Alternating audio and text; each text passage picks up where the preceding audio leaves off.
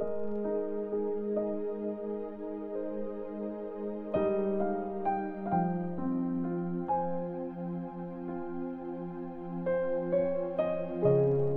Corinthians chapter 11. Gayahin niyo ako kung paano ko ginagaya si Christ. Ang pagtatakip ng ulo kapag nag-worship.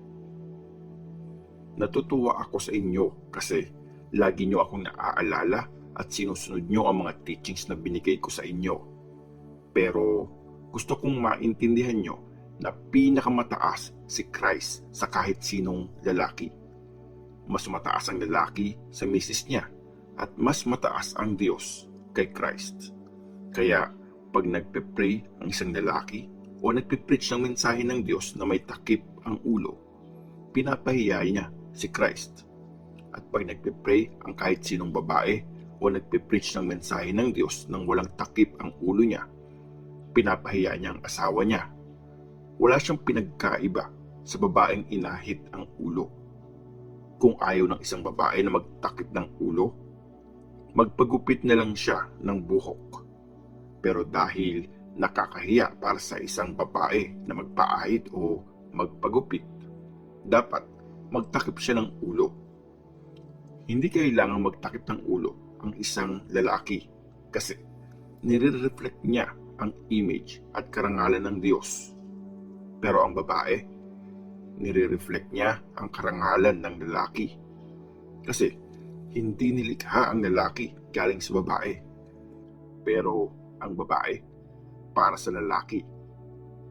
Alang-alang sa mga angels, dapat magtakip ng ulo ang isang babae para ipakita na nasasakop siya ng asawa niya.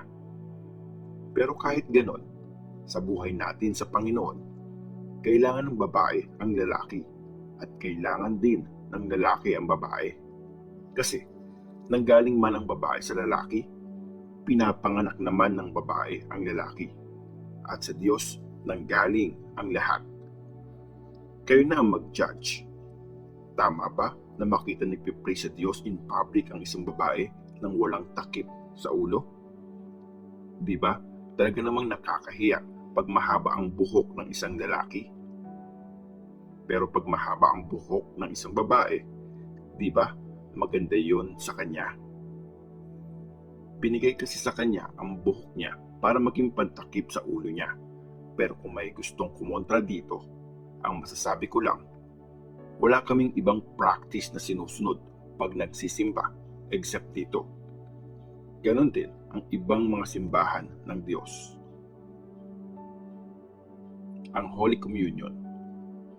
Sa mga susunod kong sasabihin, hindi ko kayo pupurihin kasi imbes na makabuti ang pagsasama-sama nyo pag nagsisimba kayo, nakakasama pa yon.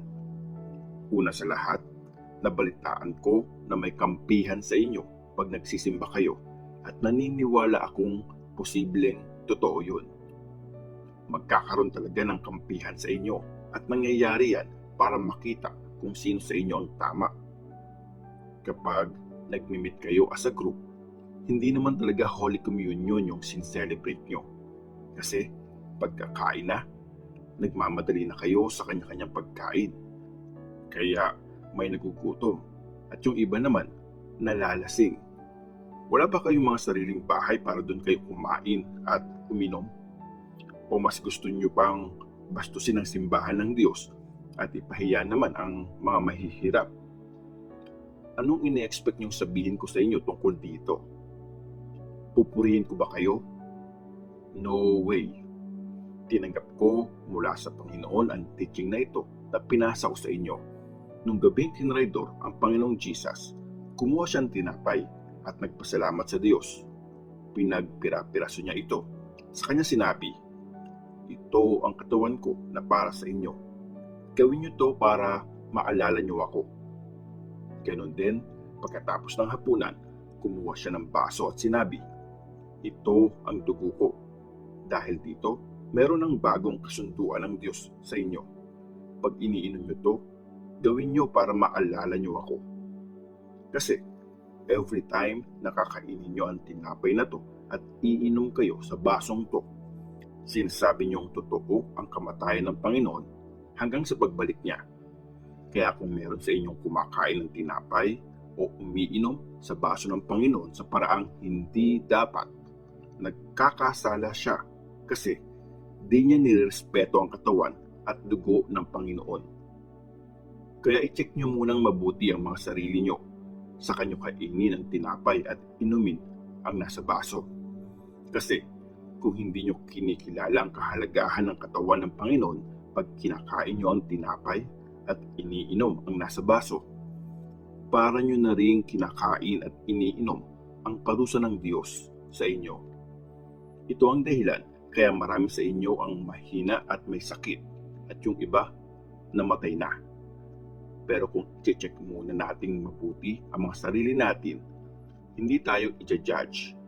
Pero pag sinajudge at dinidisiplina tayo ng Panginoon, ginagawa niya yon para hindi tayo parusahan kasama ng mundo. Kaya nga, mga kapatid, pag nagsasama-sama kayo para kumain, maghintayan kayo. Kung may nagugutom sa inyo, kumain na muna siya sa bahay para hindi kayo parusahan ng Diyos dahil sa mga maling ginagawa nyo pag nagsasama-sama kayo.